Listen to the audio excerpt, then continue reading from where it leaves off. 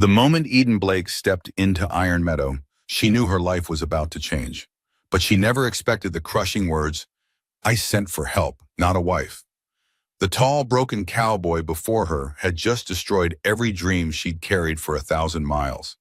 Yet this cruel rejection would be the start of the greatest love story the frontier had ever seen. Stay with me to the end and comment with your city so I can see how far this story has traveled. The stagecoach lurched to a sudden stop, throwing Eden forward in her seat. Dust swirled in, coating her already tired traveling dress in another layer of grime. She pressed a hand to the dirty window, getting her first look at her new home. Iron Meadow, Montana was a small collection of weathered buildings. It looked tiny and lonely against the endless prairie grass and distant mountains.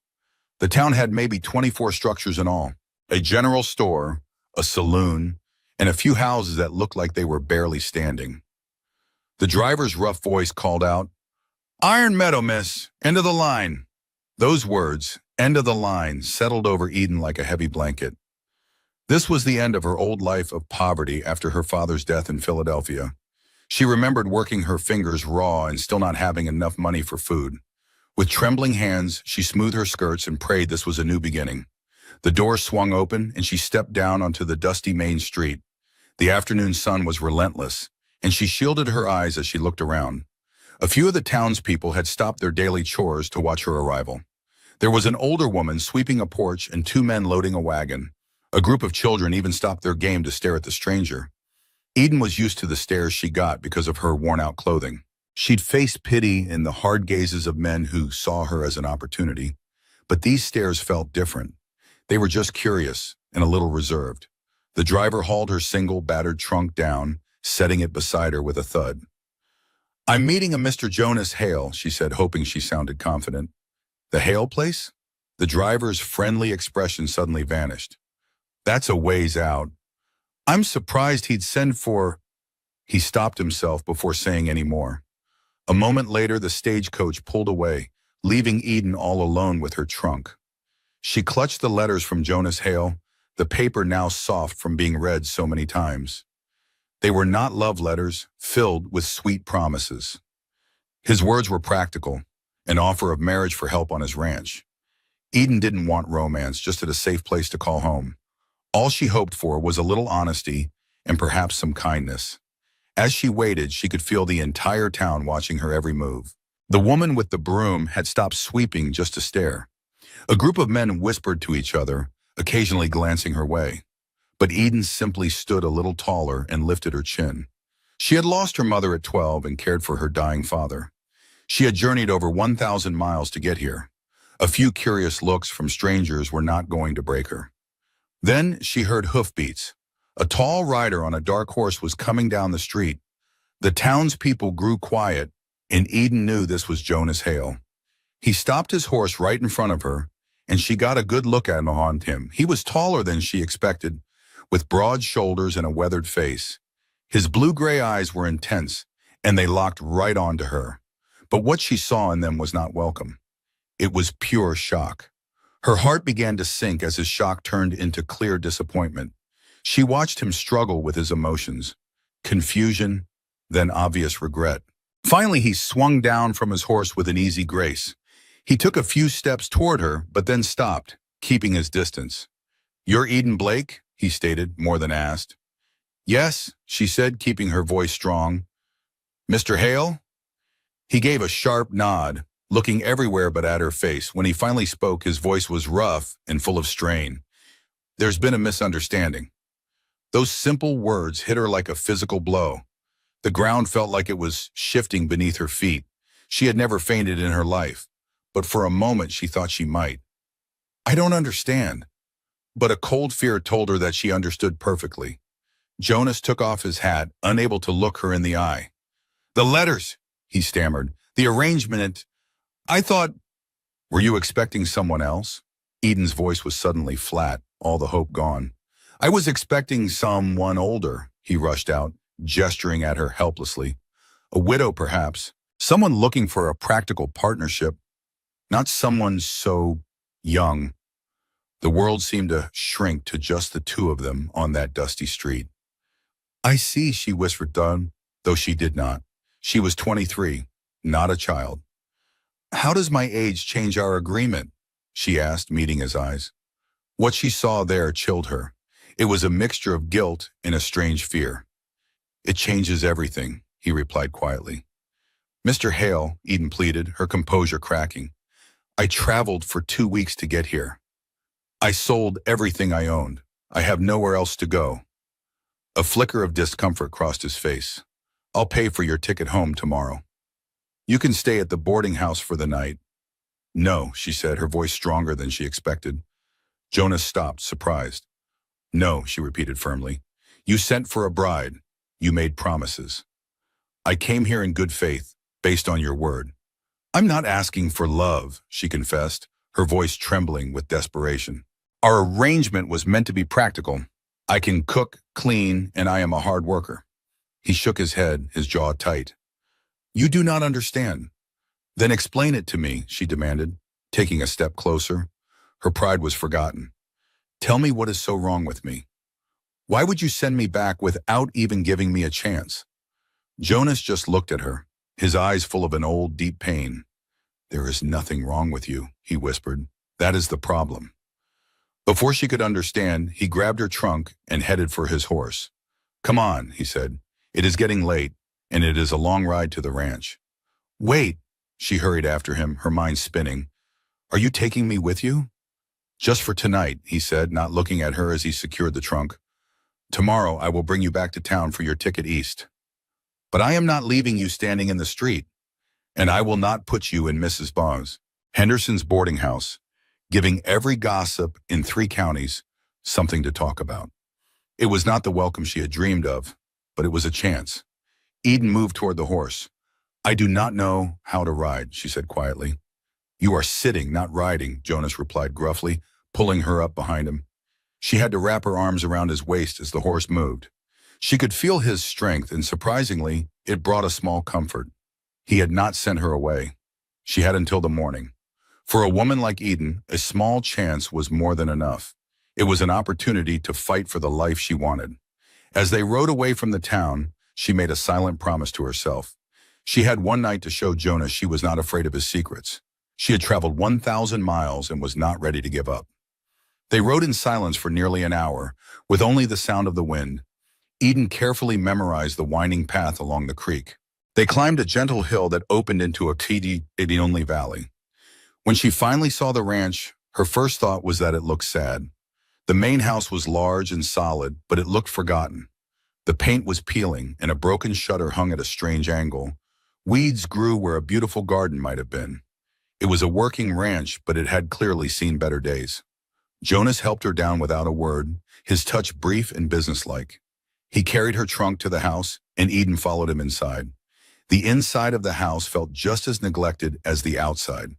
They entered a large room that was both a kitchen and a living space. A huge stone fireplace stood cold and empty against one wall. Everything was tidy, but the home had no warmth, no sign of life. "The guest room is this way," Jonas said, leading her down a hallway. The room was small, with a plain iron bed and a simple dresser.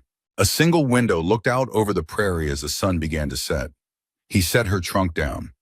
"Supper is at 6, he said, not meeting her eyes. As he turned to leave, Eden took a deep breath. "Jonas, please, please just tell me why you changed your mind," Eden asked quietly. For the first time, Jonas truly looked at her, studying the weariness and the strength in her face. He saw her dark hair, her determined eyes, and the unbreakable will behind them. "You're alive," he finally said, his voice rough with an emotion she couldn't place. "You are young and you are full of hope," he struggled to explain, "and I cannot be responsible for what happens to that hope here." Before she could question him, he turned and left, closing the door softly behind him. Eden stood alone, looking at her tired reflection in the dusty mirror. Her dress was wrinkled and her hair was a mess, but her eyes held a stubborn spark. He wasn't rejecting her. He was trying to protect her. Something terrible had happened to him on this isolated ranch. It had hurt him so badly he felt he had to keep everyone away. She watched from the window as he walked to the barn, his shoulders heavy with a burden.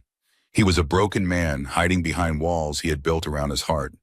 Eden understood grief, and she knew he was not a monster. He was just believed he was a danger to anyone who got close. This was not about her being unwanted. It was about him feeling unworthy. And Eden Blake was not one to give up on someone who needed help. She turned from the window and started to unpack her small trunk with purpose. She only had until the next morning. It was not much time, but she decided it would have to be enough. Supper was just as awkward as she expected. Jonas served a simple meal of beef and potatoes in complete silence. He placed her plate on the table without ceremony, as if feeding a stranger. Eden decided to break the tension. "How long have you owned this ranch?" He looked up, surprised. 12 years. I built the house 14 years ago. She tried again. "Do you run this whole place by yourself?" "I have 2 men who help with the cattle," he answered, his voice flat. In the soft lamplight, she noticed a small scar above his eyebrow. His hands were calloused from years of hard, lonely work. She realized he would be a handsome man if he ever allowed himself to smile. "I am a good cook," Eden said softly. "Actually, I am a very good one. My mother taught me before she passed. I can run a household and manage the books. I am also strong and I do not get tired easily." Jonas carefully set down his fork. "Miss Blake, Eden." He seemed to have trouble saying her name. "This is not about your skills. I believe you." "Then what is this about?" He stood up quickly from the table. "I sent for practical help. Someone who needed a home, and I needed help with the house. A simple, fair trade. And I am offering you that," he finished. "Then why are you sending me away?" Eden asked calmly. He walked to the window and looked out at the dark. When he spoke, his voice was thick with emotion. "Because I cannot have someone here who wants more than I can offer. I do not expect you to do." He turned to her, a desperate look in his eyes. "Maybe you do not see it yet, but you do. You came here hoping for a new start, for something better than what you left. I see you looking around, already imagining how you could make this place a home. And you do not want that?" Eden stood up facing him. "Are you saying you have given up?" "I already built something," he said, his voice harsh and angry. "I built a good life here, and I watched it burn down right in front of me. So no, I am not building again. I am only trying to survive." The confession hung in the air. Eden saw the raw pain on his face before he could hide it again. She could see he regretted saying it. "What happened?" she asked in a gentle voice. Jonas turned away. "That is not your concern." "Is it not? If I need to understand why you are sending me away." "There is nothing to understand." His voice was flat and empty now. "I made a mistake writing those letters. I thought I was ready for company, but I am not. That is all." He left the room without another word. Soon after, Eden heard the front door open and close. She saw him walking quickly toward the barn. He was running, she thought, running away from her and from the memories she brought up.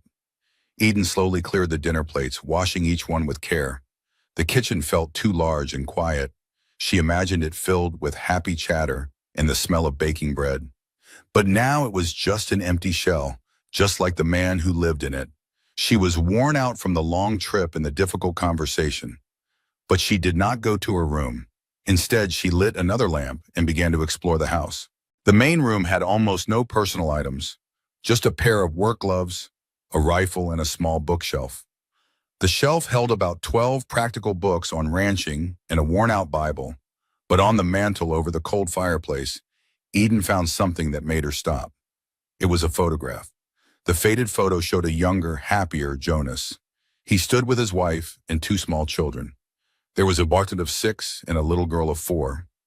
Eden was studying the joy in his eyes. Just then Jonas walked through the door. He saw her looking at the photograph on the mantel. "They died," he said, his voice completely raw. "It was a fire 7 years ago." Eden whispered, "I am so incredibly sorry." "Sorry doesn't bring them back," he said, his voice breaking. She saw the guilt that was eating him alive.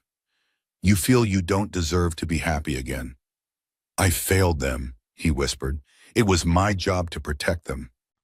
So what right do I have to try again?" "Everyone has the right to live," she began softly, but he stopped her. "You don't understand. Some failures are just too big to be forgiven." "That's not true," she pleaded. "It is for me. Get some rest now. We will leave at dawn." He left and she stood alone in the quiet, heavy room. She could feel his grief like a physical presence. She knew she should probably leave and start over. But she also knew she could not give up on him. Not now, not after coming all this way. He was not just grieving. He was dying on the inside. He was suffocating under a mountain of guilt. Eden decided she would be the one to help him heal. That night, she lay awake for a very long time. She knew Jonas was somewhere in the house awake too. Tomorrow would come, and a choice would change everything. Fight for a chance she never knew she wanted. Outside, the stars watched over them, two lonely people under the same Montana roof. Eden knew healing could happen, but it often came as a surprise. She just wondered if Jonas would let himself be surprised too. As dawn broke, Eden's mind was anything but gentle. She had barely slept.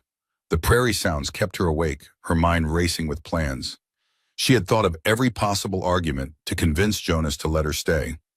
But the morning light brought a brand new idea. It was a decision that even surprised her. She would not argue. She was not going to beg. She was going to show him her worth. She got ready quickly, pulling her hair back with purpose. She put on a simple, sturdy work dress instead of her traveling clothes.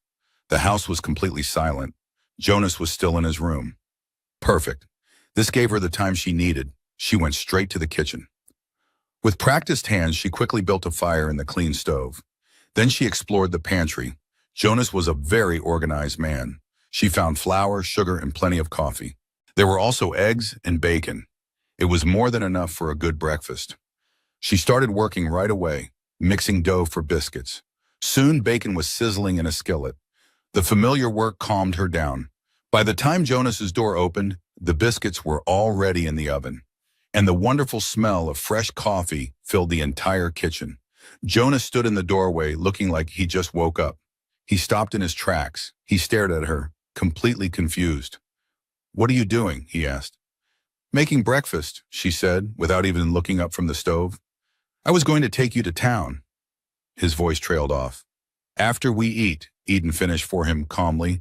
"No point traveling hungry." "The coffee is ready," she added. She could feel him watching her. He was completely uncertain. He had prepared himself for tears, not this. He never expected to find a woman calmly making breakfast in his kitchen. After a moment, Jonas poured coffee from the pot on the stove. He watched her. "You did not have to do this." "I know," she said, easily cracking eggs into the pan. "How do you like your eggs?" "Over easy," he replied. She flipped them perfectly. She pulled golden biscuits from the oven and quickly assembled 2 plates. Eden placed a plate in front of him, and a tense silence hung between them. Jonas stared at the food for a long moment before finally picking up his fork. The first bite of a warm biscuit made his eyes widen in genuine surprise. He looked at her with wonder. "This is my mother's recipe," Eden explained softly. "She always said the secret was not to overwork the dough." Jonas ate quickly at first, like a man who was only trying to survive. His movements were efficient, as if food was just fuel, not something to enjoy.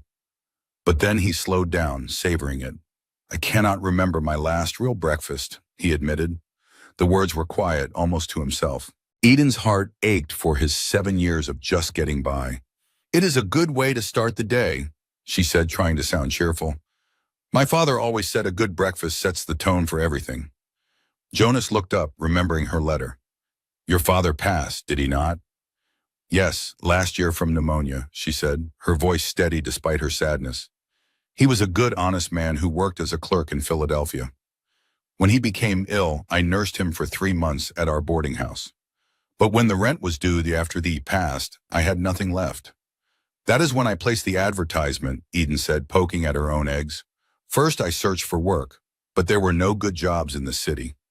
I worked in a laundry and as a maid, but the pay was barely enough to live on. I was growing desperate when I saw your notice." "And you thought I was your salvation?" he asked. His tone was not mocking, just tired. "I thought it was a chance," she replied, meeting his eyes. "That is all I have ever wanted, Mr. Hale. Just one chance." He finished his coffee, a new look of respect on his face. "That was a fine meal. The best I have had in years, to tell the truth." He turned to her, his eyes full of regret. "But it changes nothing. I am hitching the wagon. We leave for town within the hour." The words hit her like a physical blow. She stood up, her mind racing for a solution. "A decent breakfast?" After that, she would be back with nothing. Her only option was the train ticket Jonas had bought for her. Unless, Mr. Hale, she said, her voice calm, I have a business proposition for you. He paused, looking wary. Please, just hear me out. She put down her plate to face him. You said you needed practical help, someone to manage the house. You still need that, do you not? He reluctantly agreed, I suppose, but then let me stay, she cut in.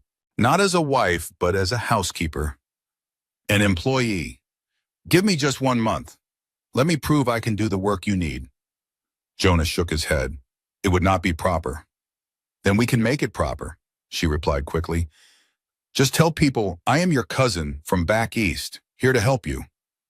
Or maybe your late wife's younger sister. Any respectable story will work. People will believe it. No, he said, but his voice was weak. Eden saw her chance. 1 month. That is 4 weeks to show you I can run this house. If you still want me to leave, then I will go without any argument.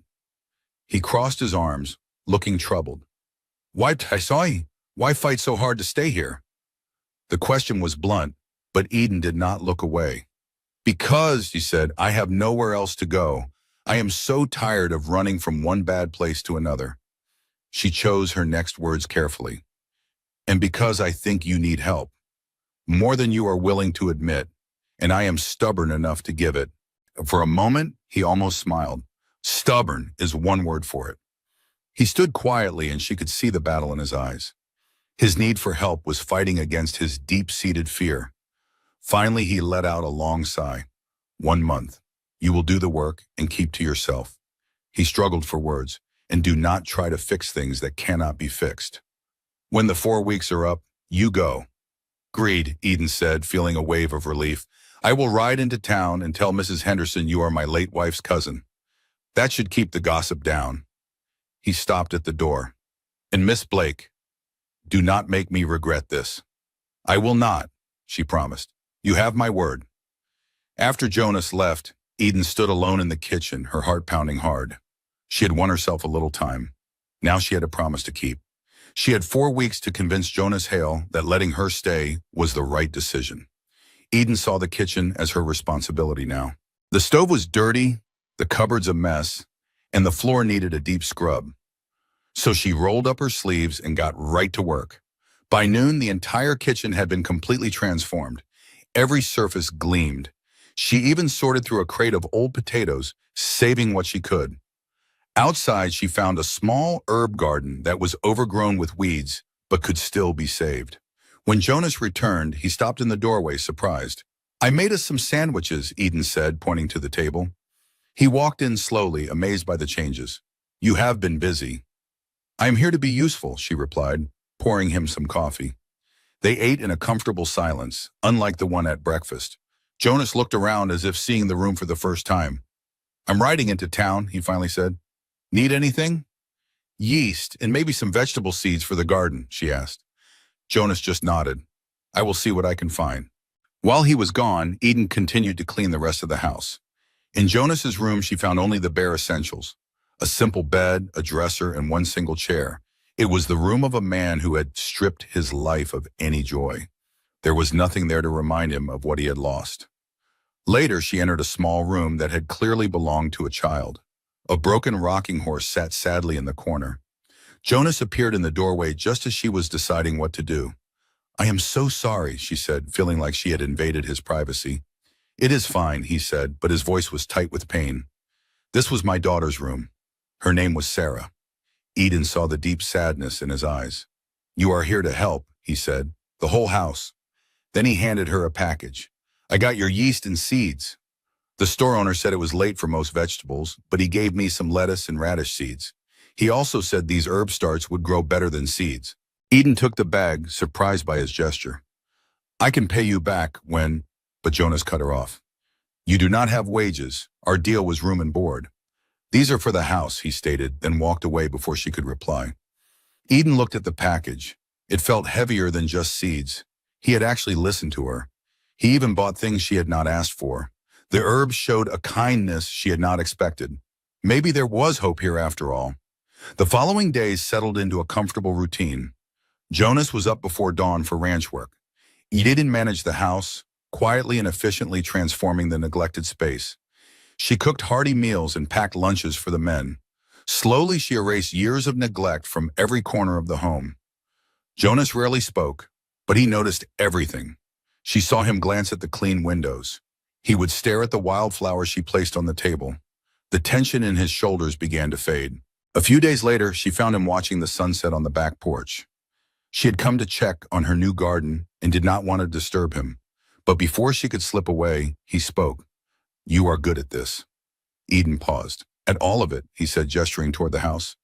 "You make this place feel less empty." It was the most he had ever revealed. She stood beside him, leaving a respectful space between them. "Emptiness just means something has been neglected," she said softly. "A house needs care, just like a person." He turned and truly looked at her for the first time. "You have known loss," he stated. "Yes," she replied. "My mother when I was 12 and my father last year." "There were other losses too, the kind that slowly wear you down." "But you kept going," he observed. "What else is there to do?" she asked, meeting his gaze. "To stop living would dishonor their memory. I owe it to them to keep going." Jonas turned back to the horizon where the sky was painted orange and purple. "Sometimes that is all anyone can do," he said quietly. They stood in a shared silence, two strangers who understood each other's pain. Then Jonas cleared his throat, breaking the spell. "Luke and Sam are coming for dinner tomorrow. I told them you were cooking, if that is okay." "Of course," Eden said, feeling a little nervous. Jonas told her his men were coming for dinner, keeping up the story that she was his cousin.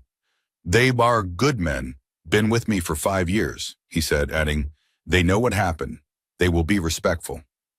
This felt like a test, and Eden prepared an impressive meal of pot roast, fresh bread, and apple pie.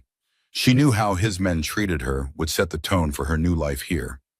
Luke and Sam arrived at sunset, both weathered and polite, removing their hats at the door. "Ma'am," Luke nodded. "Jonas told us your family. Sorry to hear about your troubles." "Thank you," Eden replied smoothly. "Jonas has been very kind to give me a place to recover." During dinner, the men talked about ranch business, and Eden listened, learning the rhythms of her new home. "This is mighty fine cooking, ma'am," Luke said, getting a second serving. "It is." Sam, the quieter one, finally spoke.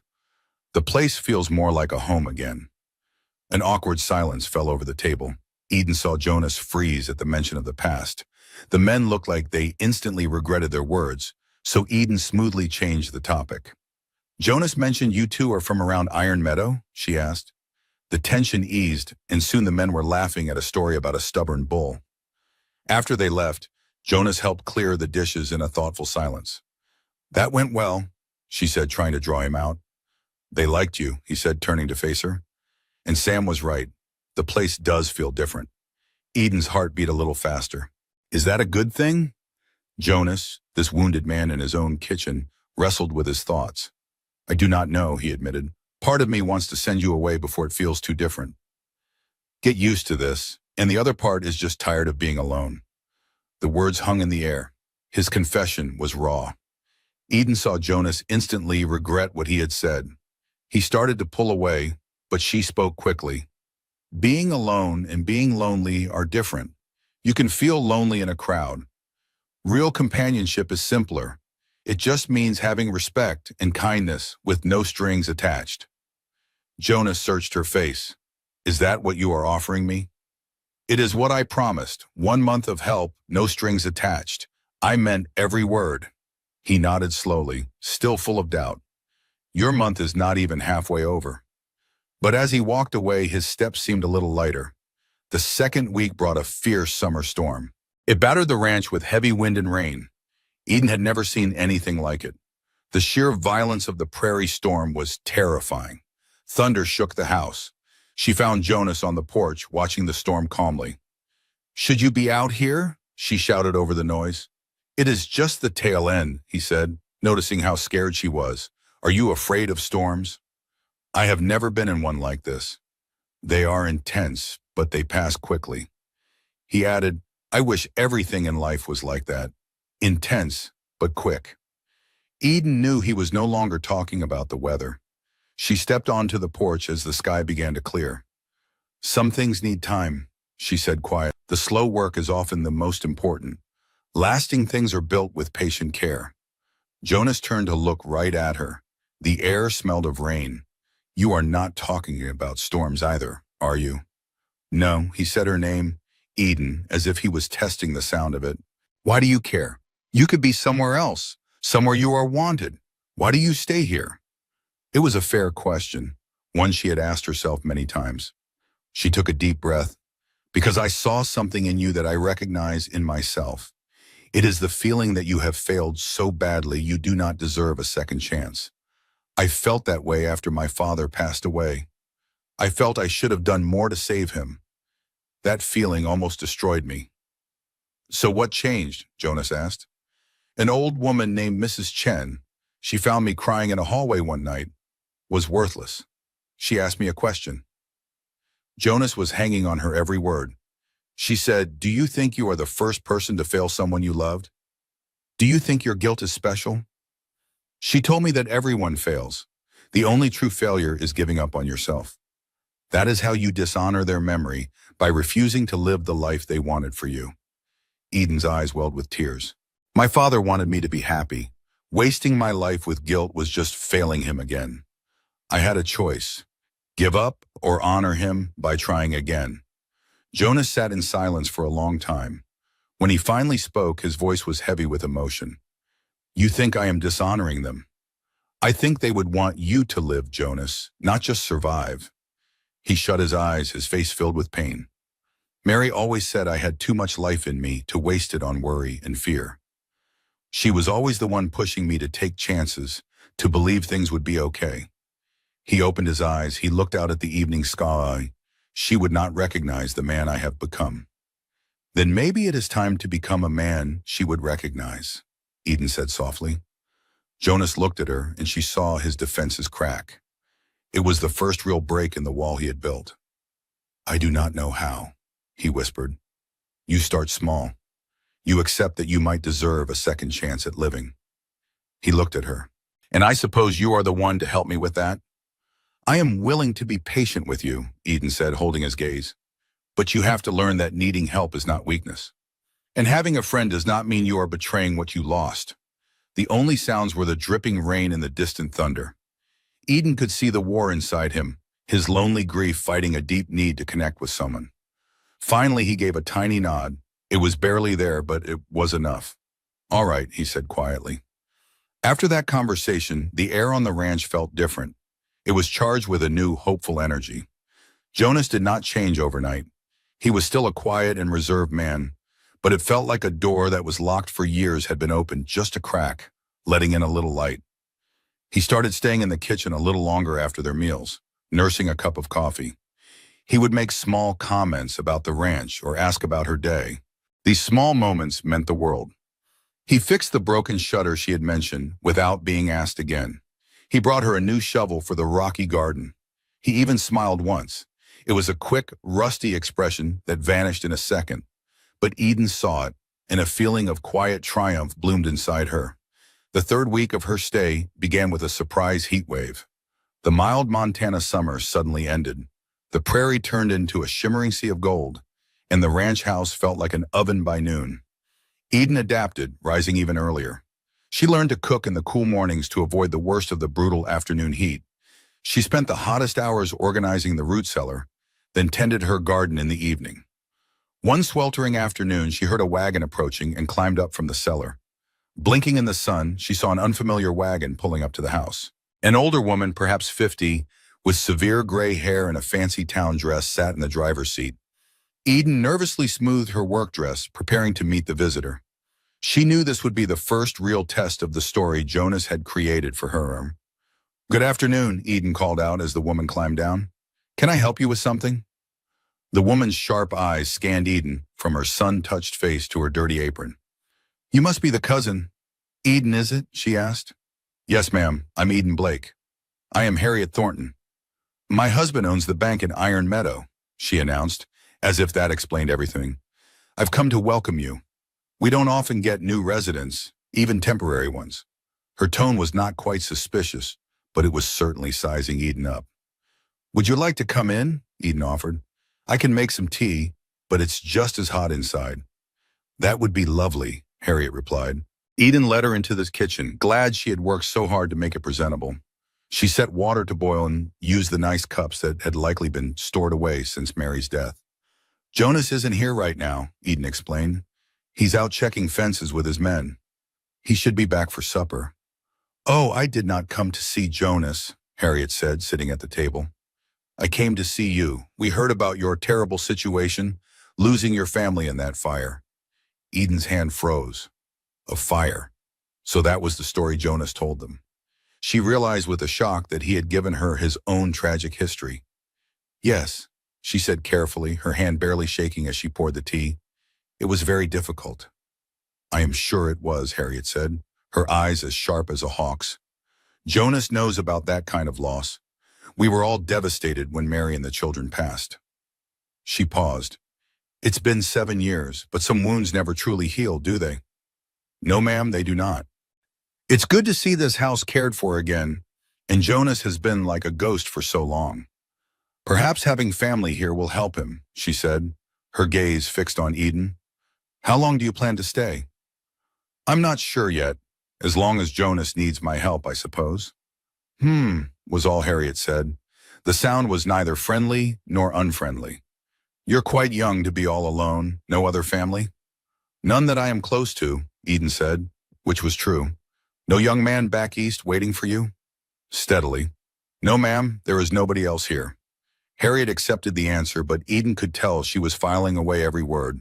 She was clearly planning to discuss this with everyone in town. Their careful conversation lasted for another 20 minutes. It felt less like a friendly chat and more like a polite interrogation. Eden answered vaguely when she had to, and truthfully when she could. She tried to act like a grieving but determined young woman. At last, Harriet stood up to leave. Well, my dear, you seem like a very sensible person. I do hope you will come to church on Sunday. Reverend Mitchell gives a truly wonderful service. It would be a good chance for people to meet you properly. I will have to ask Jonas, Eden replied. Nonsense, Harriet insisted. It will do him good. He has been absent from the church for far too long. Harriet walked to the door, then she paused, her face softening just a little. You know, dear, there is going to be talk. A young woman staying with a widower always causes a stir, cousin or not. But if you both act respectfully, it will all pass. The people here are good, but they do love to gossip. I understand, Eden said. After Harriet finally left, Eden sank into a chair, her heart pounding in her chest. She had survived the first real challenge, but it had been a very close call. She knew she had to talk with Jonas immediately. They desperately needed to get their story straight. Their whole arrangement depended on it. When Jonas returned that evening, dusty and tired, Eden told him about the visit. His expression immediately darkened. Harriet Thornton, of course, he sighed. He pulled off his hat and ran a hand through his hair. She is the biggest gossip in 3 counties. Did she give you a hard time? Eden hesitated. Jonas, you told her my family died in a fire. He had the decency to look uncomfortable. It was the first thing I thought of. I knew the right answers for those kinds of questions. Eden took a breath. She wants us to come to church on Sunday. Jonas's expression completely shut down. No, Eden pressed on. She said you have been absent too long and people are talking. Let them talk, he said, his voice like stone. I am not going back to that church where I sat with Mary. It is where we had both of our children baptized. He struggled for control. I just cannot do it. Eden moved closer and spoke gently. You do not have to go, but maybe I should, just for appearances. After all, a grieving cousin would probably seek comfort in her faith. Jonas turned away and stared out the window at the growing darkness. After a long silence, he spoke. If you are going, I will take you, but I am not going inside. I will wait in the wagon. That is fair, she agreed. Sunday arrived with perfect weather, the kind that made the frontier hardships seem worthwhile. The sky was a brilliant blue with a gentle breeze. Eden put on her best clothes. She wore a simple blue dress she had carefully ironed and pinned her hair up neatly. Jonas was already waiting by the wagon, dressed in what were clearly his own Sunday clothes. He wore his best clothes, a clean shirt, and a respectable vest. He looked deeply uncomfortable, but helped her into the wagon. They set off for Iron Meadow, the ride quiet and tense. She watched his jaw tighten and his hands grip the reins. Eden knew this trip was forcing him to face his painful past. When they arrived, the churchyard was full of wagons and horses. People stared with surprise to see Jonas after so long. "I will be waiting right here," he said as she got down. "Thank you for bringing me," she replied, touching his tense arm. She did not wait for a reply, walking toward Harriet Thornton. The older woman stood near the entrance, ready to greet them. "Eden, dear, come. Let me introduce you to everyone," she said. What followed was a blur of friendly names and faces. She met Reverend Mitchell, the Johnsons, and the Cartwrights. Harriet made it clear Eden was Jonas Hale's cousin. The service itself was simple and filled with heart. The Reverend spoke of faith and community in hard times. Eden thought about her own struggles and of Jonas's isolation. Afterward, a group of women welcomed her warmly outside. They offered advice and asked careful questions about her plans. She answered them vaguely but with sincere politeness. A young mother named Martha approached her with a baby. "It is wonderful you are doing this for Jonas," she said kindly. "We have all been so worried about him being out there alone." Martha's expression turned sad. He and Mary were so happy.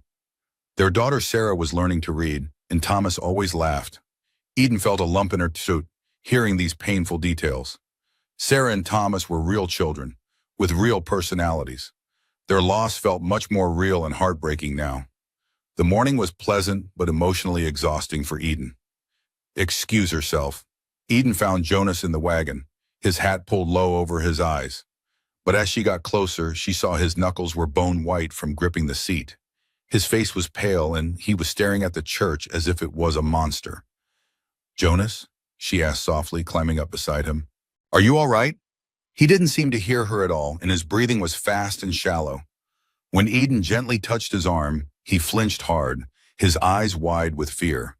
For a second, he looked right through her, lost in a terrible memory. Then he shook his head, and his face filled with shame. "I am fine," he said, but his voice was rough, realizing how tightly he'd been holding on. "I'm fine," he said, his voice rough and unconvincing. "We should get going." But before Eden saw a tall, wealthy-looking man with silver hair walking toward them. "Mr. Thornton," Jonas said, his voice flat and cold. "Lionel, please," the man said with a smile, then looked at Eden. "You must be the cousin." After introducing himself, Lionel Thornton got right to the point. "I have an excellent offer for your West Pasture land, Jonas." Jonas's face hardened. "The land is not for sale." "Now listen, Jonas," Thornton pressed. "It is a lot of land for one man to handle." "I said it is not for sale," Jonas repeated, his voice leaving no room for argument. He quickly snapped the reins, and they left Thornton standing alone in the dust. They were halfway home before Jonas spoke again, his voice quiet. "Thornton has been trying to buy that land for 3 years now. He wants to connect his properties. But I will never sell it," his voice cracked, "because that is where the first house was, where my children were born, and where they—" He could not finish the sentence. "Where they passed away," Eden whispered, understanding everything. Jonas nodded, his hands gripping the reins tightly once more. "I burned what was left of the house. I could not stand to see it. But their graves are there, on a little hill that overlooks the creek where Sarah played. I will never sell that land. I will not let someone build over my family." "Of course you will not," Eden said, her heart breaking for him. "Thornton does not care about any of that," Jonas said with a bitter look. "He only cares about land and money. To him, I am just wasting good pasture on memories." "My land is not for sale," Jonas stated firmly. On the quiet ride home, Eden saw the church visit had shaken him deeply. "Thank you for going," she said gently. "Were people kind?" he asked, his voice low. "They were," she smiled. "Harriet Thornton made sure of it." She paused. "Harriet also said you and Mary were pillars of this community." Jonas's friendly expression vanished completely. "That was a different life," he said flatly. Eden looked at him with understanding in her eyes. "Was it?" she asked softly. "Or is it the same man who has just forgotten how to live?" They rode the rest of the way home in a heavy silence. In the days that followed, a gentle rain brought life back to Eden's garden. She found a quiet peace tending to her plants. Sometimes she would catch Jonas watching her as she worked the soil. He never spoke, but she could see a deep longing in his eyes. She knew he was remembering other hands working in that same garden. He was remembering a happier time from long ago. Then one afternoon, Luke rode toward the house, his face pale with panic. Eden ran out to meet him on the porch. "What is wrong?" "The creek is flooding," he yelled out of breath. "Jonas went after a stranded calf on the other side." "But the water is rising too fast." Eden's blood ran cold. "He is about 2 miles south," Luke shouted. Eden did not hesitate for even a second. She grabbed a heavy rope from the barn and started to run. The once calm stream was now a churning, brown torrent. As a new storm rolled in, she pushed herself to run faster. And then, through the pouring rain, she finally saw him. Jonas was in the middle of the swollen creek, struggling to stand in the raging water. As he struggled against the current with the terrified calf, Eden watched in horror as he lost his footing and the powerful water pulled him under. "Jonas!" she screamed, running to the edge. He came up gasping, but the current was sweeping him downstream. He was heading toward the dangerous rocks. Eden did not hesitate for a second. There was no time to think about the danger. She knew she was not a strong swimmer, but she had to do something. With trembling hands, she tied one end of the rope around her waist. She secured the other end to a large tree. Then, she jumped into the freezing, raging water. The shock of the cold stole her breath. The current pulled at her, but the rope held. She fought her way toward Jonas. Water choked her and blurred her vision. "Eden, no!" Jonas yelled when he saw her. "Go back!" he shouted in a panic. She ignored him and finally grabbed his arm. Another wave pulled him down, but she held on tight. The rope around her waist pulled taut. The current fought to take them both. The calf was gone, swept away by the river's force. Eden did not care about the animal. She only cared about keeping Jonas's head above the water. The rope was their only anchor. "Hold on," she screamed over the roaring flood. Jonas wrapped his arms around her. Together they used the rope to pull themselves toward the bank. It was a slow, painful struggle. Eden's hands were raw and her lungs burned, but she refused to let go. Suddenly, Luke was on the bank, reaching for them.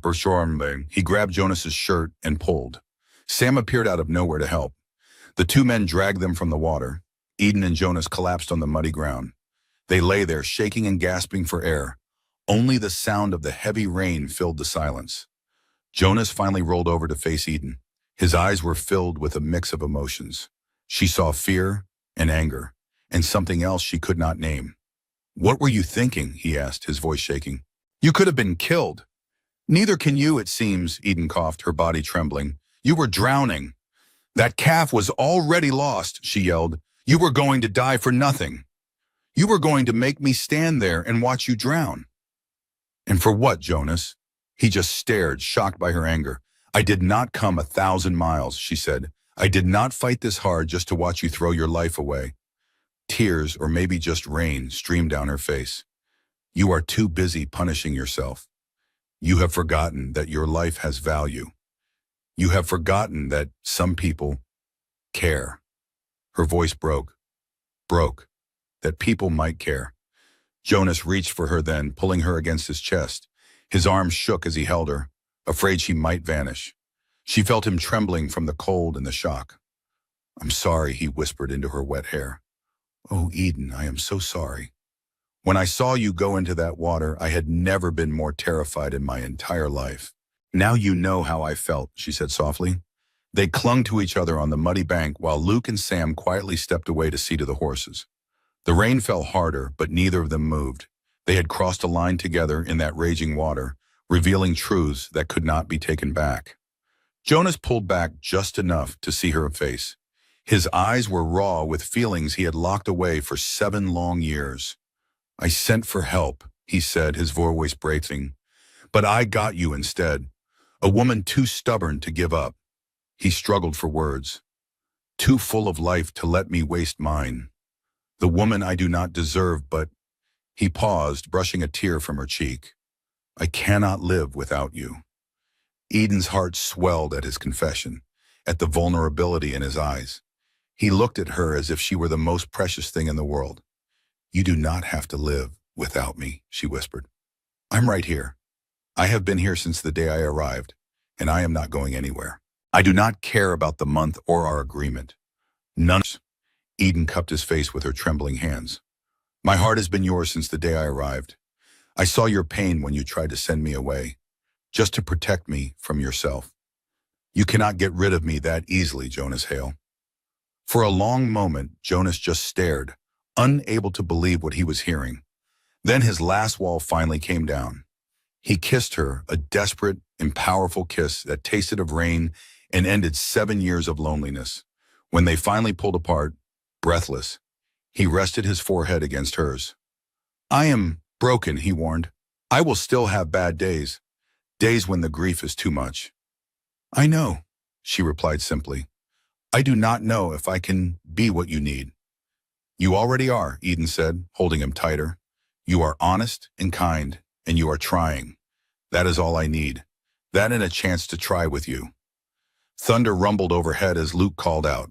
They helped each other stand, moving like two people who had survived a great battle. They were exhausted and shaken, but somehow stronger. The ride back to the ranch was silent, but it was a new kind of silence, filled with comfort. Jonas kept his arm around Eden, holding her close as she shivered in her wet clothes. She leaned against him, listening to the steady beat of his heart. She knew something important had changed between them in that swollen creek. They had both come close to death, but in that moment they had both finally chosen to live. Excusing themselves, both knew without words that something deep had changed. Eden's teeth were chattering so hard she could barely speak, and Jonas wasn't doing any better. They stood dripping in the kitchen, exchanging looks filled with shock and awe at what had just happened, the near drowning and the confessions that came after. You need to get out of those wet clothes, Jonas finally said, his voice gentle. Warm up before you get pneumonia. Same goes for you. They headed to their own rooms, and Eden shakily peeled off her soaked dress, fumbling clumsily with the buttons. She dried off roughly with a towel, put on her warmest nightgown, and wrapped herself in a quilt. But the shivering wouldn't stop. The cold had seeped into her bones.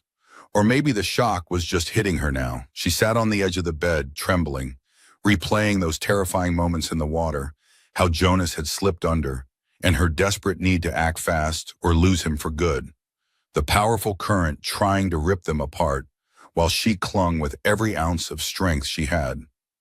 A soft knock at the door pulled her away. Eden, are you decent? Yes.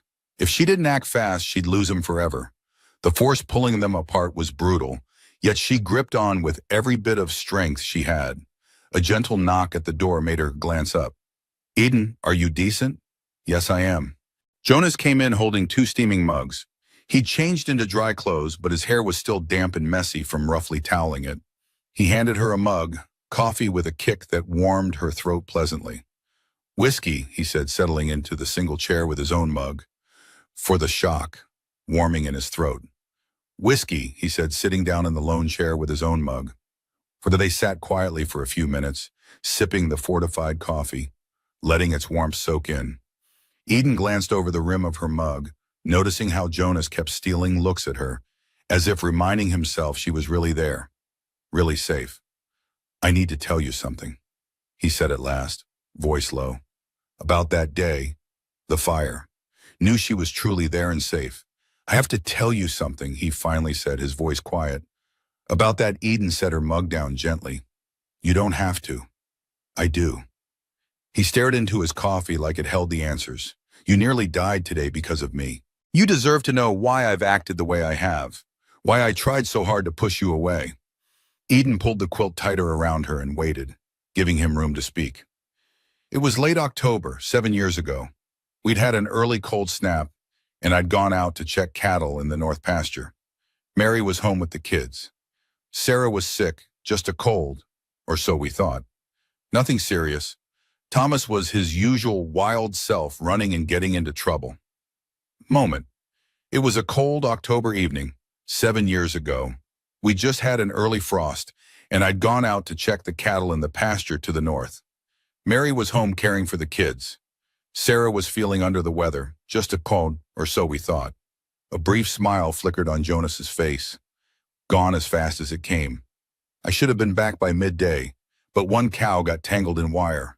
It took me hours to free her without hurting her more. When I finished, It was late afternoon. I was tired thinking about a warm fire, Mary's cooking, and the kids making noise. His hands clenched the mug tighter. Then I saw smoke billowing from where our house stood, thick black smoke miles away. I rode as fast as I ever had, but I was too far, too slow. Jonas's face shifted at the memory, then softened in an instant. I should have been back by noon, but one cow got caught up in some wire. It took me hours to free her without making things worse. By the time I was done, the day was almost gone. I was exhausted, my mind on a warm fire and Mary's cooking, and the kids' laughter. His grip on the mug tightened. I spotted the smoke from miles away, thick black smoke rising right where our house stood. I pushed my horse harder than I ever had, but it was too late. Children's noise. His hands tightened around the mug. I saw the smoke from miles away. Thick black smoke pouring into the sky from exactly where our house stood. I rode harder than I have ever ridden in my life, but I was too. Eden's heart tightened, imagining that desperate ride and growing terror. The whole house was... The fire was everywhere. I couldn't get close. I failed Luke and Sam. Neighbors saw the smoke and had to hold me back. His voice cracked. I could hear them all screaming. They screamed my name and I could do nothing. He explained the fire started in the stovepipe. A single tiny crack had let sparks into the wall. I walked past it 100 times. I should have fixed it. My family is gone because I was not paying attention. That was not your fault, Eden said, kneeling before him. She took his hand. It was a horrible, tragic accident. A husband is supposed to protect them, he whispered, and I failed them while they died screaming for me. He gripped her hand tightly. The maybe is what haunts me. Maybe if I had just been more attentive, or if I had come home sooner. The maybes never stop. In that moment, she understood the depth of his guilt. He was terrified of caring for anyone ever again. Is that why you tried to make me leave? She asked softly. Because, Jonas, you did not fail me today at all. I am safe right now because you saved my life. His voice was rough. I thought I was going to lose you too. But you did not, she said, and I made my own choice. You would never ask, I know. That is why I came. You have spent 7 years punishing yourself, Jonas. Your family would never have wanted that for you. The first tears she had ever seen him cry finally fell. He spoke of Mary. She said life is too precious for regrets. His voice broke. But regrets are all that I have left. No, Eden stood and pulled him up to face her. You have right now. You have the chance to heal. Honor their memory by proving that love never has to end. With loss, Jonas pulled her into a desperate, shaking hug. 7 years of grief finally broke free in quiet sobs. She just held him, letting him release all the pain. They stood until his breathing calmed and his tears stopped. He pulled back, his eyes red, but also strangely relieved. I do not know how to care again, he admitted softly. One day at a time, she whispered back. Just trust me. I am not Mary Jonas, she said, gently touching his face. I am just here now. Let that be our starting point. He nodded, then noticed she was shivering from the cold. You are cold, he said, moving to build up the fire. Soon a warm blaze crackled, chasing away the chill. As he turned to go, her quiet voice stopped him. Stay. Please, just stay and talk with me for a while. He hesitated for a moment, then sat in a nearby chair. They talked deep into the night, opening up completely. Jonas spoke of his dear wife Mary and their children. He shared memories of their laughter and their happy life. Eden listened quietly, letting him honor those he had lost. In return, she shared her own story of a poor childhood. We had very little, she said, but what my parents taught me joy. Happiness is a choice you make, not something you own. You can always find hope, even in the hardest times.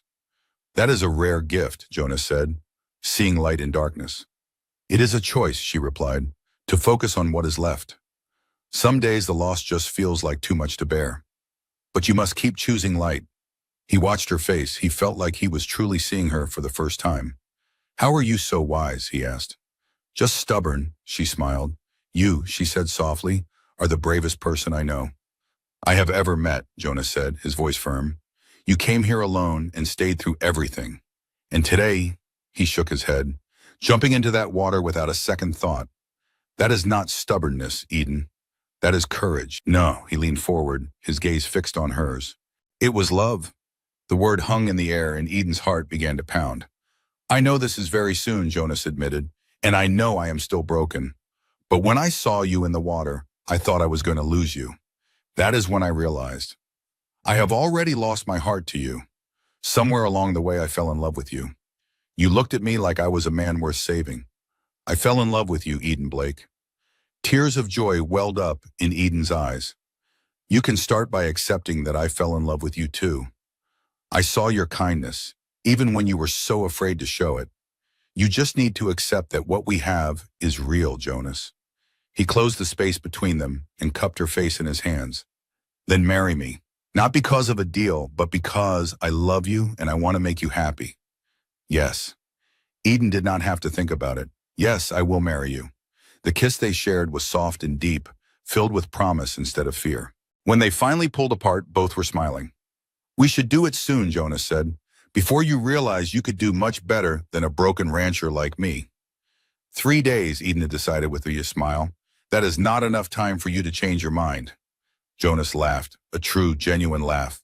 Do you really think I would do that? I think you will wake up tomorrow and start to worry that this is a mistake. Eden touched his face gently. But I am not going to let you push me away. Not this time. Stubborn, Jonas whispered, but his voice was full of warmth. You already knew that about me. He stayed with her by the fire until she fell asleep, holding her hand. When she woke up early the next morning, she found him making coffee in the kitchen. His eyes were tired, but he looked more peaceful than she had ever seen him. Could you not sleep? She asked. I did not want to. Jonas handed her a cup. I kept thinking this was all a dream, that you were not real and yesterday never happened. It is real, Eden said softly, and so am I. They stood together watching the sunrise. It was a new day, full of hope. The next 3 days were a blur of wedding preparations. Jonas returned with news that the whole town was buzzing about their wedding. The story of how she saved him from the creek had spread like wildfire. People were calling her an angel sent to help the grieving widower. Jonas laughed, saying Harriet Thornton was taking all the credit for their match. Eden just smiled as she kneaded bread dough in the kitchen. Just then, Martha from church arrived with several other women. They brought beautiful fabric and insisted on sewing Eden's wedding dress. Their cheerful chatter soon filled the quiet home with warmth. Martha whispered to Eden, "It is so good to see Jonas smiling again." We had almost given up hope for him, Martha admitted quietly. He is learning to carry his pain forward now, Eden replied softly. Martha nodded. His late wife Mary would have wanted this for him. She would be happy he found someone to help him live again. The dress they all created was simple, elegant, and made with love. The night before the wedding, Eden tried it on for a final look. You are so beautiful, Martha said, her eyes wet with happy tears. That night, Eden lay awake, thinking about the vows she would make. This was no longer just a practical arrangement. These were real promises to the man she had grown to love so deeply. She also thought of Mary, hoping she would approve of this union. Eden wanted to honor her memory by helping Jonas learn to live once more. Their wedding morning dawned bright and beautiful. Martha and her friends helped Eden get ready, pinning wildflowers in her hair. For a moment, she truly felt like a princess. Jonas waited at the altar, looking handsome in a brand new suit. As Eden walked down the aisle, his breath caught in his throat. The Reverend spoke of second chances and the healing of broken hearts. With a steady voice, Jonas promised to love and honor her for all his days. Eden promised him not just her love, but a true and lasting partnership. And when Jonas kissed her, it sealed their beautiful new beginning. His wife, the little church filled with applause. 7 years of sadness finally lifted. Joy and hope filled the air. It felt like something truly good had just happened. Later, a huge party started at the ranch. Almost half the county brought food to celebrate. Everyone ate, laughed, and danced to music all through the long, sunny afternoon. Eden felt like she was in a wonderful dream, thanking everyone for their kindness. She always found her way back to Jonas, who kept her close by his side. He needed her touch just to reassure himself that this was all real. Eden could see how happy the whole community was to see Jonas transformed. They were not just celebrating a wedding, but his return to life itself. Soon they stood alone on the porch in the twilight. Are you happy? Jonas asked softly. More than I ever dreamed possible, she said. And you, are you terrified? Yes, he admitted, but I am also happier than I deserve to be. Don't say that, she teased, or I will have to kiss you until you believe me. A true, slow smile spread across his face. I think I might need a lot of convincing. Good, I said, because we have a whole lifetime. They went inside as night fell. Their first night as husband and wife was tender, gentle, and full of care. Jonas treated her as if she was the most precious thing in the entire world. She showed him with soft touches that she was strong enough for his love and his fears. Later they lay together in their new bed, listening to the sounds of the prairie night. I keep waiting for something to go wrong, Jonas confessed in the darkness, for this to be taken away from me, just like everything else was. Nothing is going to go wrong, Eden said with a firm, loving voice. Whatever comes our way, we will face it together. That is what marriage means. He pulled her closer and whispered, I love you, Eden Hale. Her new name thrilled her. The weeks that followed were a wonderful time as summer turned into autumn. Eden and Jonas became true partners, working their ranch and building a new life. Jonas still had difficult days when his old grief would try to pull him down. But he never pushed Eden away for long, and he was slowly learning to let her in. He learned that showing his feelings was not a weakness, but a sign of trust. One afternoon, when Jonas was finally ready, they rode out to visit the graves together. They stood on a gentle hill, overlooking a creek much kinder than the last one. 3 simple headstones marked the resting place of Mary, Sarah, and Thomas. Jonas stared at the stones, lost in thought, and Eden gave him the silence he needed. I used to come here every week, he finally said, his voice low. I'd tell them everything, but it started to feel like I was just holding on to ghosts. They are not gone, Jonas, Eden said softly. They are a part of you. Tears welled in his eyes. I want them to know you saved me. You gave me a reason to truly live, not just survive. Eden took his hand, and they stood together under the warm sun. I think they know, she whispered. I think they have been watching over you. They were just waiting for you to be ready to live again. 2 months later, on a crisp morning, Eden woke up feeling different. A quiet realization washed over her, and her hand drifted to her stomach. She waited 3 weeks, wanting to be absolutely sure before telling Jonas. The morning sickness and subtle changes were all familiar signs to her.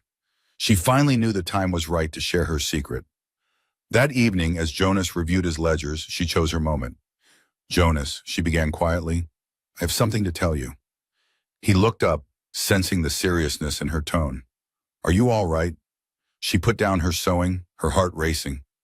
I'm expecting a baby. Our baby. The color drained from Jonas's face. He shot up from his chair in a panic. No, he choked out. You cannot. It is too dangerous. I saw what can happen. I cannot go through that again, he said, his voice trembling. I can't lose you too. Eden moved toward him, but he backed away, trapped in a past nightmare. She saw the raw panic in his eyes. Jonas, please listen to me. No, you listen, he pleaded. Mary was so strong and healthy and still... He could not finish the sentence, unable to speak his greatest fear. I cannot watch that happen to you. I just cannot, he said, shaking. He took them all from me. What if he decides to take you too? Eden felt a new fear rise inside her, not for herself, but for losing Jonas to his terror. Please, I need... He looked around for an escape. I have to check on something in the barn. Then he fled. He was gone before Eden could stop him, leaving her alone in the kitchen with tears on her face. This should have been a moment of pure joy. Instead, Jonas was falling apart, and she felt helpless. She gave him an hour, then found him in the barn, his head buried in his hands. I'm so sorry, he said, his voice muffled. I'm sorry I ran. I'm sorry I can't be what you need. Eden sat beside him in the straw, not touching him, but making sure he knew she was there. Talk to me, Jonas. Tell me what you are really afraid of. His voice was raw. Everything. I'm afraid for you during childbirth. I'm afraid for the baby. I'm afraid something will happen later. An accident or a sickness. I'm afraid I'll fail you the way I failed them. You did not fail them, she said firmly. But what if I fail you? What if I make the wrong choice? He finally met her eyes, his face full of pain. I love you. It terrifies me. And now a child is coming. Our child. I'm supposed to protect both of you. I don't know if I'm strong enough. Eden took his hand. You are strong enough, and you are not alone. We are in this together, she said, squeezing his hand. Listen to me, Jonas. God didn't give us this child to take it away. He gave us this gift because he knows we are ready. Yes, having a baby is terrifying, but we can't live our lives afraid of what might happen. We have to have faith. I don't have any faith anymore, Jonas admitted quietly. I lost it in the fire. Then borrow mine, Eden said fiercely. I have enough faith for both of us. I believe we're going to be fine, and our child will be healthy. And I believe you are going to be an amazing father. Our love can get us through anything. Jonas was crying now, silent tears making their way down his face. What if I lose you, he whispered. You won't. But even if you did, you would survive it. Eden moved closer and wrapped her arms around him. You are not going to lose me, Jonas. I'm too stubborn. Remember me? I pulled you out of a river. I fought my way into your closed-off heart. Do you really think I'm going to let childbirth defeat me? A sound that was half sob, half laugh escaped him. You are a remarkable woman. No, I'm just determined, and I need you to be determined with me. I need you to believe we will be all right, or at least pretend to until it feels true. Jonas took a deep, shaky breath. I'll try. I swear I'll try. But you have to promise me something. Of course, what? Promise that you'll be careful, that you'll rest and let me take care of you. And if anything feels even a little bit wrong, you will tell me immediately. I promise. He pulled her close, his hand resting gently on her still flat stomach. He whispered, I'm going to be a father again. She replied softly, Yes, you are. I don't know how, he admitted. Me neither, she said. We will figure it out together. They sat in the barn for a long time, his hand never leaving her belly. Eden could feel the war inside him, his old fears fighting against this new hope. Slowly she felt him start to accept it. We should tell Martha and the others, Jonas finally said. Not yet, she answered. Let's just keep it our secret for a little while longer. Eden smiled. Besides, you need some time before the whole county starts giving us advice. That's a fair point. Jonas carefully helped her to her feet, brushing straw from her dress. Are you tired? Should you even be out here in the barn? He asked, full of concern. Alien laughed. Jonas, I'm pregnant, not made of glass. I can still live my life. I will be sensible, I promise. But I am not spending the next 7 months wrapped in cotton. He nodded, but she could already see the worry settling permanently in his eyes. She knew the months ahead would be a challenge for them both as her body changed. And Jonas would have to fight his fears, learning to believe that this time would be different. But the most important thing was that they would do it together. As they walked to the house under a sky full of stars, Eden said a silent prayer for their baby. She also prayed that Jonas would find the strength to overcome his past pain. Back inside, Jonas insisted on making her tea, fussing over her like a mother hen. Eden was patient, knowing his constant worrying came from a place of deep love. When they finally went to bed, he held her so carefully, as if she might break. I love you, he whispered in the dark. Both of you. Eden's heart felt full. It was the first time he had spoken of the baby as a real person. It was a start. We love you too, she whispered back, already dreaming of the family they would be. That winter was both the longest and shortest of Eden's life as her body began to change. With each passing day, the baby grew, and her movements became slower. And Jonas watched over her with an intensity that was both touching and exhausting. He checked the stovepipe every single day, his fear of fire becoming an obsession. Eden understood where his fear came from, but by her 5th month, she was getting frustrated. Jonas, I'm going to the chicken coop to collect eggs, she announced one February morning. I'll get the eggs, Jonas said, grabbing his coat. You've already done the morning feeding. I can do it, Eden insisted, but the path is icy, you could fall. Then I will walk very carefully. Eden tried to hide her frustration. I am pregnant, not helpless. I need to do things or I will go crazy. Jonas's face was a mask of worry. I am just trying to keep you safe, Eden. I know, she said gently, but you cannot protect me from every little thing. That is not possible. She stepped closer to him. You have to trust me. I know you are scared, but I will be careful. What if you fall out there alone, he asked. I am only 50 feet away. You would hear me call. Eden placed his hand on her belly, where the baby was kicking. Feel that? Our child is strong, and so am I. Jonas's composure broke, revealing his deep fear. I cannot lose you, Eden. I just cannot. You will not, she promised, but keeping me cooped up in this house is not really living. Her words struck him hard. He flinched, recognizing the truth in what she was saying. He had spent 7 years barely alive, and now he was about to force that same existence on her. I am so sorry, he finally said, his voice thick with emotion. I know I am being impossible. My mind just goes to dark places when I cannot see you. I know, but you have to fight it, for all of us. Eden squeezed his hand. How about I take the emergency bell? If I need you, I will ring it. The large bell on the porch was for emergencies. The idea seemed to calm Jonas, and he reluctantly agreed. Eden gathered the eggs safely. When she finished, she decided to ring the bell just as a little test. Jonas appeared in the doorway in seconds, his eyes wide with panic until he saw her smiling. Just testing, she shouted. He looked both relieved and slightly exasperated. Martha continued to visit often. She brought good advice and company, and was very blunt about Jonas's constant hovering. You are going to drive that poor woman to distraction, she told him while Eden was napping. I have had 4 babies, Jonas. My husband never once treated me like I was made of glass. Your husband did not, Jonas trailed off, unable to say the words. He did not lose his first wife. Martha's voice softened. No, he did not. But that does not mean he was not scared. Every man is. But you cannot let that fear poison this happy time. Eden needs a husband, not a warden. Martha gave him a stern look. She needs your support, not your constant anxiety. That baby will be here in a few months. You need to get your fear under control before then. To Eden's surprise, Jonas took the criticism to heart. That night, he sat her down at the kitchen table. I promise I'm going to do better, he said seriously.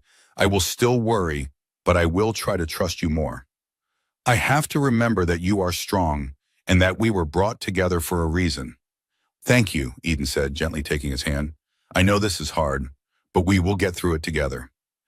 As winter faded into spring, Eden's belly grew round with their very active baby. She would often guide Jonas's hand to feel the kicks, watching his face. He was filled with a mix of wonder and terror, slowly bonding with the child he was so afraid to lose. What if I have forgotten how to be a father? He asked one night, his hand spread across her stomach. You have not forgotten, Eden said, covering his hand with hers, and we will figure it out together. I just want to do right by this child, he whispered. You will, she assured him. Loving this baby so much is the perfect start. They prepared the nursery in the room that had once belonged to his daughter Sarah. At first, the memories were too painful for Jonas, but together they painted the walls a soft cream color. Luke built them a beautiful cradle as a gift, and they placed it in the center of the room. While Eden sewed tiny blankets, Jonas carved a wooden rocking horse, his hands remembering the old skill. Thomas loved his rocking horse, Jonas said one evening, his voice soft. Eden gently encouraged him to talk about his first children, knowing it eased his fears.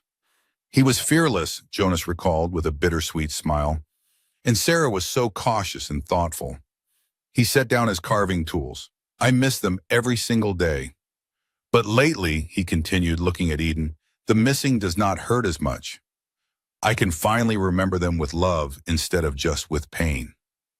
That's healing, Eden said softly, her eyes shining with tears. I used to feel guilty, like I was betraying their memory if I stopped hurting, he admitted. But Sarah and Thomas were so full of life. They would hate that I spent years just existing. His eyes were clear and honest.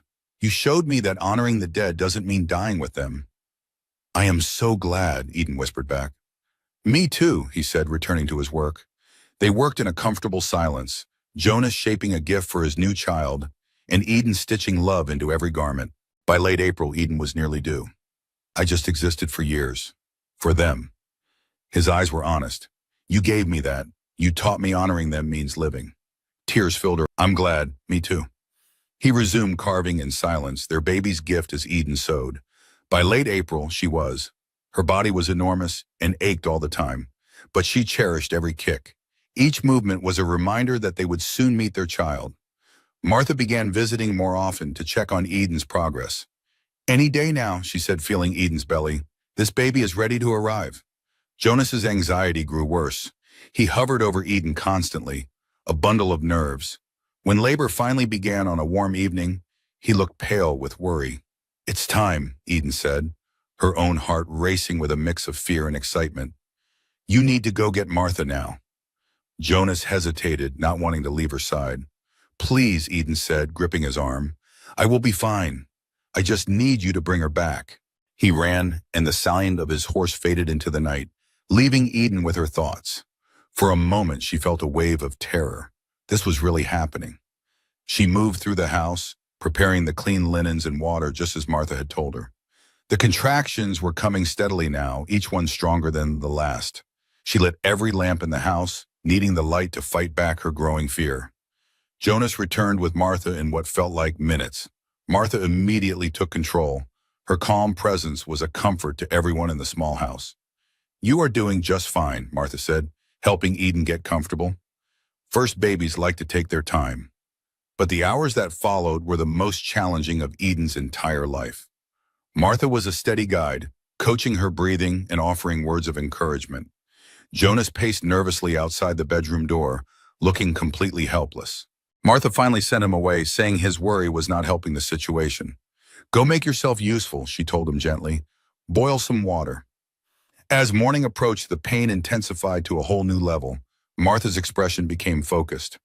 All right, dear, it is time to push now. It was the hardest thing Eden had ever done, a trial of pain and pure will. In a moment of desperation, she screamed Jonas's name, needing him there. And then he was, holding her hand, his face filled with love. I'm here, he said. You can do this. I can't, she sobbed. You can, he insisted. You are the strongest person I have ever known. Just a little more, my love. Our baby is almost here. With one last monumental effort, as sunlight filled the room, a beautiful new sound joined them. A baby's cry filled the room, strong and perfect. It's a boy, Martha announced, her voice full of emotion. A beautiful, healthy boy. Eden sank back into the pillows, filled with a joy that was almost painful. Martha cleaned the baby and placed him in Eden's arms, a tiny being with a full head of dark hair. Jonas stood frozen, just staring at his son as if he could not believe he was real. Eden saw tears streaming down his face as he trembled with overwhelming emotions. Jonas, she said softly, come meet your son. He moved slowly as if in a daze. His hands shook as he reached out and gently traced the baby's tiny face with one finger. He's perfect, Jonas whispered in awe. He is really ours. Eden asked him, do you want to hold him? He looked terrified, but he nodded yes. She carefully placed the baby into his father's arms, showing him how to support the little head. The moment the baby settled on his chest, something inside Jonas broke wide open. He cried silently, letting go of 7 long years of grief, fear, and guilt. I am so sorry I was scared, he said. But you are here and you are both safe now. I promise to be the best father. The baby made a small sound, his tiny hand waving in the air. Jonas caught it, amazed as the miniature fingers wrapped right around his own. He has a strong grip, Jonas said, his voice full of wonder. He is a fighter, like his parents. Watching them, Eden's heart felt like it would burst. What should we name him, she asked. Jonas looked down at his son, considering the perfect name for him. William, he said finally. William Thomas Hale, after my father and after Thomas. He was connecting his son to the family he came from. William, Eden tested the name. I love it. Martha quietly cleaned up and let herself out, leaving the new family alone. Jonas handed the baby back to Eden and then stretched out on the bed beside them. Thank you, he whispered, for fighting so hard, for giving me this amazing gift. We gave each other this gift, Eden said, resting her head on his shoulder. We built this family together. I truly thought I was meant to be alone forever, Jonas murmured, looking at their sleeping son. Until you taught me what real love is. It is the kind that does not run from fear. It is the kind that walks through the hard times with you and never, ever gives up. You save me every single day, just by being here and believing in me. You saved me too, Eden said. You showed me that I was worth fighting for. You gave me a home and a family and a love I never even knew I could hope for. The sun rose higher, filling the room with a golden light as William slept between them. Eden felt Jonas take her hand, their fingers lacing together just as their lives had. Their new family felt like a bond that could never be broken. The following days were filled with wonder. William was a good baby, mostly needing to be fed and held. Eden recovered her strength quickly, and she watched Jonas transform. His old anxieties slowly changed into something much healthier. He was attentive and careful, but no longer filled with constant fear. He learned how to change diapers and to rock their son to sleep with a gentle grace. One night, Eden watched him standing with William by the window. He was humming a soft tune, completely lost in the moment with his son. She realized this was the man who had been buried under so much grief. "What are you thinking about?" Jonas asked, sensing her gaze. "That you are a natural father," she replied with a smile. He turned to her, his face looking more peaceful than she had ever seen it. "Yes," he said softly. "Everything is finally going right." William grew steadily, hitting each little milestone with a happy spirit. He first smiled at 6 weeks, and at 3 months, he had a laugh that filled the house. Each new development was a celebrated miracle for their family. With every passing May, Eden saw Jonas healing a little bit more. He started laughing more and worrying less, living fully in the moment. One autumn afternoon, they visited the graves together. Jonas carried their 6-month-old son up the hill with a sense of peace. "Mary, Sarah, Thomas," he said quietly, "I want you to meet William. I want you to know that loving him does not mean I have forgotten you.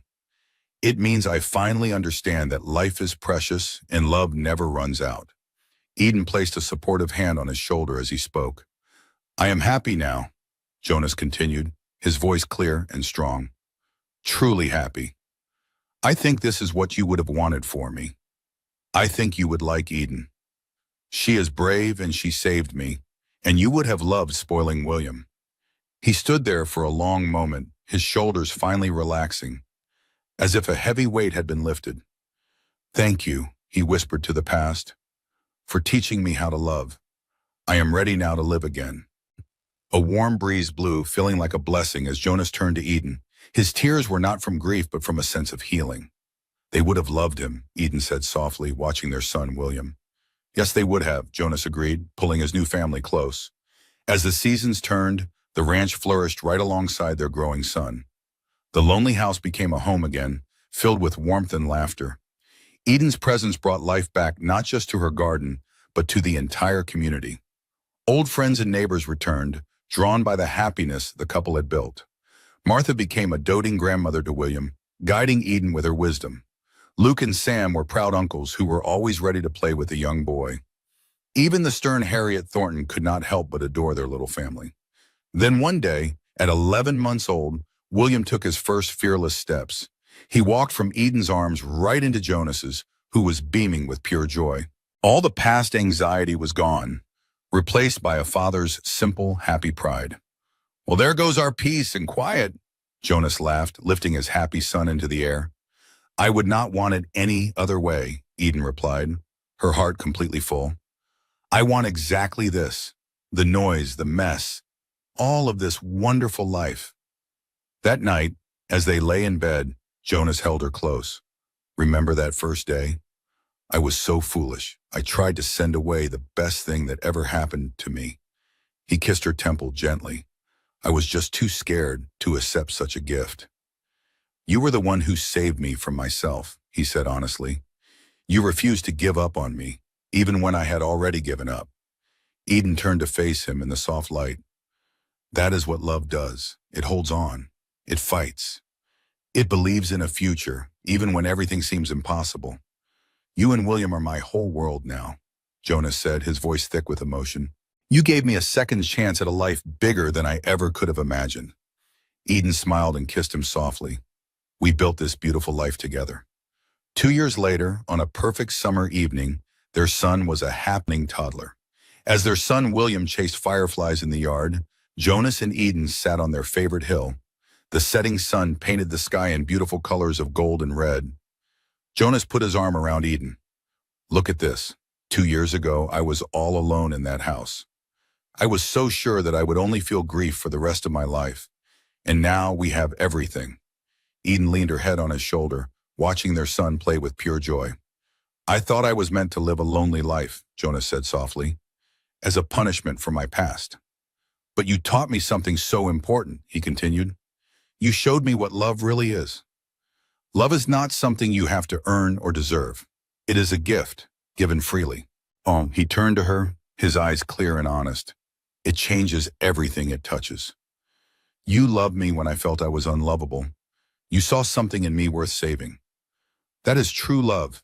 It is the choice you make every day to believe in someone. Tears rolled down Eden's cheeks. You did the exact same for me.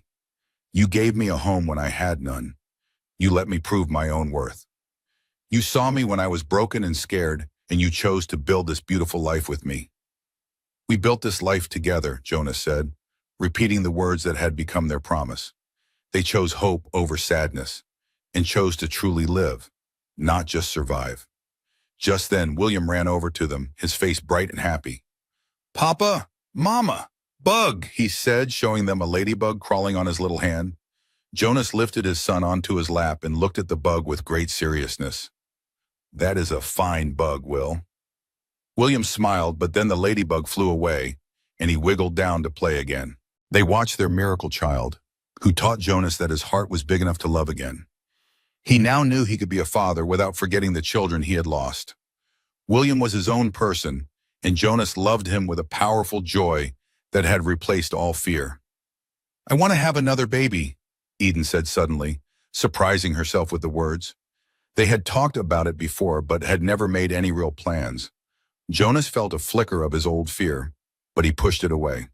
Are you sure? I am very sure. I want William to have a brother or sister. I want this house to be full of life. Eden took his hand. I want to keep building this family with you. Jonas was quiet for a moment. Then a warm smile spread across his face. Okay, let us have another baby. Are you not scared? She asked. I am terrified, he admitted, but that is okay. Fear does not have to stop us anymore. To be scared and brave at the same time. Eden kissed him as the sun disappeared. The sky turned a deep purple, and the prairie around them seemed full of promise. Their ranch house glowed in the twilight, a warm and welcoming sight. It was a real home now, a place where their love could grow and thrive. It was where two broken people had healed each other, turning their grief into gratitude. Jonas called to William, and their son came running, his arms wide open. Jonas caught him and tossed him high, and the boy squealed with pure happiness. Then he settled William on his shoulders for the walk back to their home. Eden walked beside Jonas, her hand held securely in his. She felt the beautiful life they had built together all around them. The ghosts that had haunted Jonas were finally gone, and the walls around his heart were down. Now there was only this, a loving wife, an adoring son, and a wonderful life. They had built it all with nothing but faith and a stubborn refusal to give up. Together, they had transformed their fear into courage and turned simple survival into a life that was truly worth living. As they reached the house, Eden paused to look back at the beautiful hill. She imagined their family silhouetted against the sunset, bound by a powerful love. Thank you, Jonas said softly, seeming to read her mind. You taught me that love does not need to be perfect. It just needs to be present. You showed me that second chances are real and that life can be beautiful again. He pulled Eden close with his free arm. Thank you for being exactly who you are. We saved each other, Eden said with a smile. That is what love does. Inside their warm home, they put William to bed, watching him fall fast asleep. He trusted completely that he was safe and loved. I never thought I would have this again, Jonas whispered, his voice thick with emotion. A family, a future, a reason to hope. But you do, Eden said, moving to his side. You have all of it, now and forever. They left the nursery and made their way to their own room. As they got ready for bed, Eden felt an overwhelming sense of gratitude. She came to Iron Meadow with only a worn-out suitcase and a little bit of hope. She had faced rejection, but fought for her place here. In doing so, she discovered something more precious than security. She found love. It was a real life-changing love, built not on fancy words, but on small acts of kindness and believing in the best in each other. Jonas climbed into bed, pulling her close with a familiar warmth. His hand rested gently on her stomach, a silent hope for their future plans. "I love you," he said, a nightly ritual that always felt new. "I love you too," Eden replied, and she meant it more each time. Outside, the Hale Ranch was quiet beneath a sky full of stars. A family was healed, a home was restored, and a love had conquered fear. There was only peace, the deep satisfaction of two people who had found their home. Jonas remembered trying to send Eden away when she first arrived. He thought he was protecting them, hiding away in his isolated world. But Eden Blake had shown him that being safe is not the same as truly living. She taught him that great love is worth the risk of great loss, that reopening a broken heart is the most courageous act of all. He learned that love is not the absence of fear, but the courage to love anyway, and to walk through the hard times together. Jonas smiled in the darkness, listening to Eden's steady breathing beside him. This was peace. This was home. This was everything he thought he had lost. The mail-order bride he never asked for had given him more than he ever hoped for. She gave him back his heart and his future. In return, he gave her the only things that truly mattered, a place to belong and a promise to choose each other every single day. Together, they were writing a new story for their lives. It was a story of hope and resilience, of a love that refused to die. Their story would continue with every sunrise, written one day at a time. They had learned that the most powerful love is the kind that stays. The cowboy and the bride, who began with no expectations, had ended up with everything simply by finding each other. It was the messy, beautiful truth of two people building a life together. Their real story didn't end with a wedding or the birth of their son. It continued in every sunrise they shared and every challenge they faced. Their legacy lived in the sound of their children's laughter. On this night, Eden felt Jonas hold her as their son slept nearby. It was a perfect moment of peace, filled with hope for their future. They had earned this peace, building a new life from scratch. They had both survived the fires that tried to destroy them. They emerged from it all not perfect, but stronger and wiser. It felt like this was the plan for them all along.